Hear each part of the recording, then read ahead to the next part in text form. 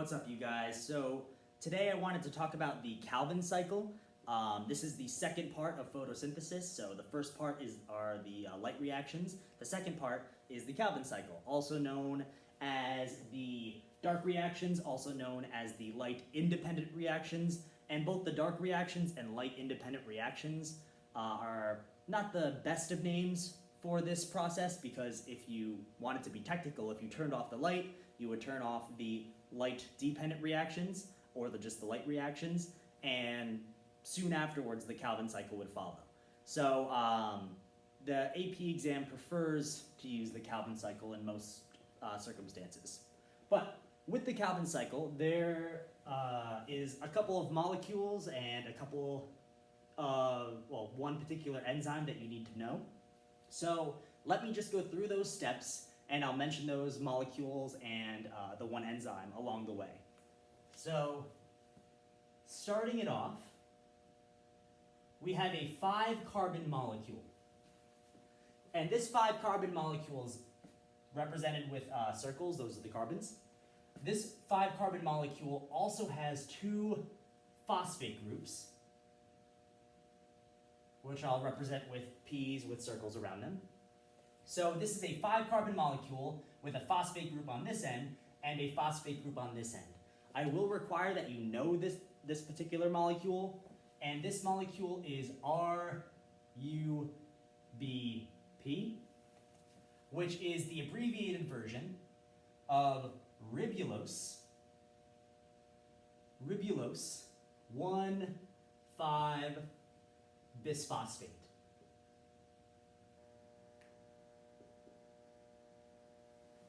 So ribulose is kind of like ribose in a way. Ribose has 5 carbons. This also has 5 carbons. So this would be the ribulose of the ribulose 1,5-bisphosphate. And if this is the first carbon, this is the 5th carbon, we have a phosphate attached to one carbon and a second phosphate attached to the other carbon. So hence that would explain the ribulose 1,5-bisphosphate, bis meaning 2. So we have 2 phosphates, one on the first carbon and one on the 5th carbon. So that's the logic behind the name. But we have this RUBP molecule. As we go through the Calvin cycle, we then incorporate carbon dioxide. Now, carbon dioxide, if you recall, enters the leaf through these little openings called stomates or stomata. So they're kind of like these little mouths that open and close on the base of the leaves, and when they open, they allow carbon dioxide to enter and oxygen to leave. We also lose a little bit of water in the process, which is just kind of like the cost of doing business for a plant. But the important thing is we bring in carbon dioxide from the atmosphere. So the stomata open, carbon dioxide enters.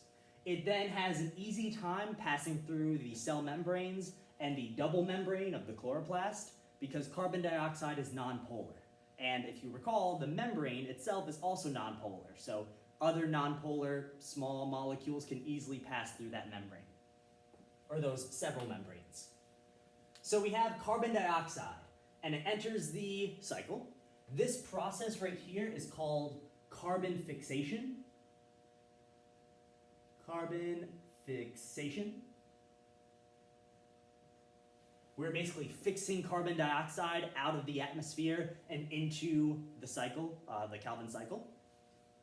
Now, we've just added 1 carbon, right? A 1-carbon molecule. We added that to a 5-carbon molecule. So if you're doing that math, you'll see that we have 6 carbons, which will equate to our next intermediate chemical, which is this 3-carbon molecule with a phosphate. And we have 2 of those. So we have 2 3-carbon molecules, which equates to 6 carbons, right? And that math makes sense. We don't need to know, or you guys won't need to know the name of this 3-carbon molecule, but you will need to know the name of the next 3-carbon molecule, which I'll discuss in a second. But these 2 3-carbon molecules are then converted into chemically different 3 carbon molecules with a phosphate. And that occurs when we use ATP to drop off energy, becoming ADP plus inorganic phosphate, and NADPH, which if you recall is an electron carrier. That's going to drop off its electrons to become NADP+. It'll also drop off its hydrogen in this situation. And through the contributions of ATP and NADPH, which if you recall again, both come from the light reactions, and they're going to be sent back once they're used up. They're going to be sent back to the light reactions to be recharged with electrons for NADPH or energy for ATP. That is going, between those two, it's going to help convert these 2 3-carbon molecules to 2 chemically different 3-carbon molecules, and this 3-carbon molecule is called G3P. Now G3P stands for glyceraldehyde 3-phosphate, so let me adjust this so we can see this part a little bit better. So G3P is glyceraldehyde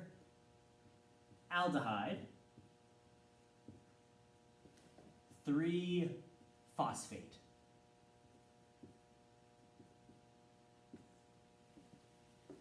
Now glyceraldehyde 3-phosphate is particularly important because we don't just see it in the Calvin cycle, we also see it in the glycolysis cycle. So in glycolysis, which is the first part of cellular respiration, which we will get to.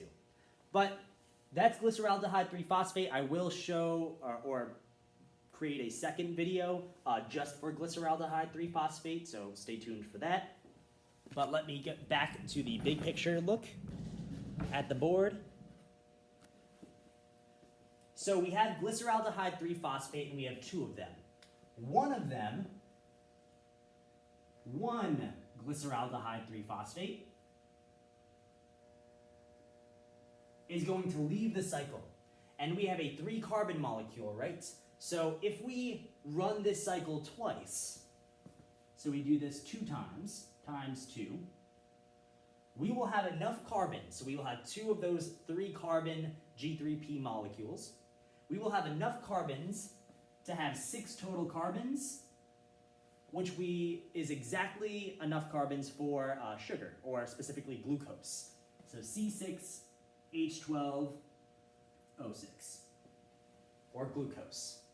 So we pull 1 out for 1 cycle, we do another cycle, pull another 1 out, and those 2 will be chemically modified or changed to create glucose. Now, we still have 1 left over, according to this math. So we have 2, 1 leaves, 1 stays. So now we have our G3P over here, and through several other steps, we get from G3P back to our 5-carbon ribulose 1,5-bisphosphate, and we do that with the help of ATP.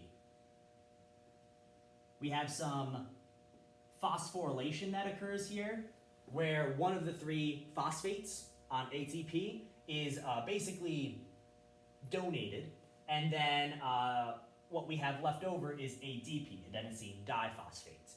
So right here we have phosphorylation that takes place. Now, what you might be thinking at this point is, how the heck did we go from a 3-carbon molecule to a 5-carbon molecule? And if you noticed, I didn't really add any carbons, didn't say that carbons came in to the system, right, or to the cycle.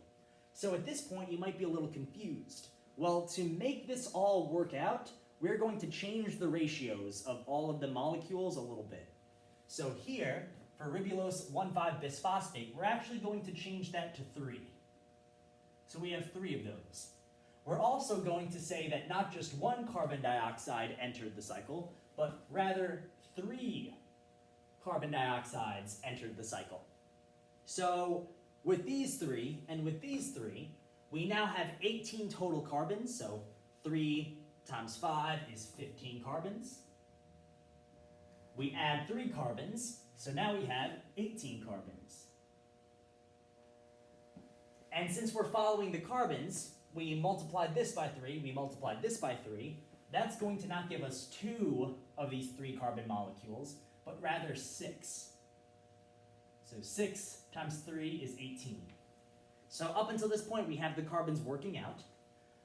We contribute ATP. Technically, this is also 6 as well, which is a little less important, and this is also 6 for NADPH.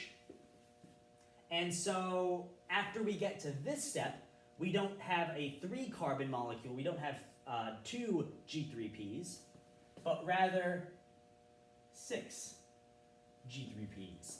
Now, I wasn't lying to you when I said only 1 leaves per cycle, but that would mean that we don't just have 1 G3P over here, we now have 5 G3Ps. So we took 1 out, we now have 5, and if you look at the carbons, now it starts to make sense. Where we had 5 3-carbon molecules, which equates to 15 total carbons, and with the help of ATP, which is actually 3 over here, with the help of 3 ATP, we convert 5 3-carbon molecules to 3 5-carbon molecules. So I believe that is it. Also, one thing that I forgot to mention is these carbon dioxides, they are fixed to the cycle. They basically are brought in and they are chemically combined with the ribulose 1,5-bisphosphate with the help of an enzyme that you need to know called rubisco. So rubisco is an enzyme, and that is what helps bring in carbon dioxide, and with the help of ribulose 1,5-bisphosphate, it basically takes that and creates these 6 3-carbon molecules. So that is all that you need to know for the Calvin cycle, also known as the Calvin-Benson cycle. And if you have any questions, let me know. Again, we will have a separate video for glyceraldehyde 3-phosphate, so stay tuned for that.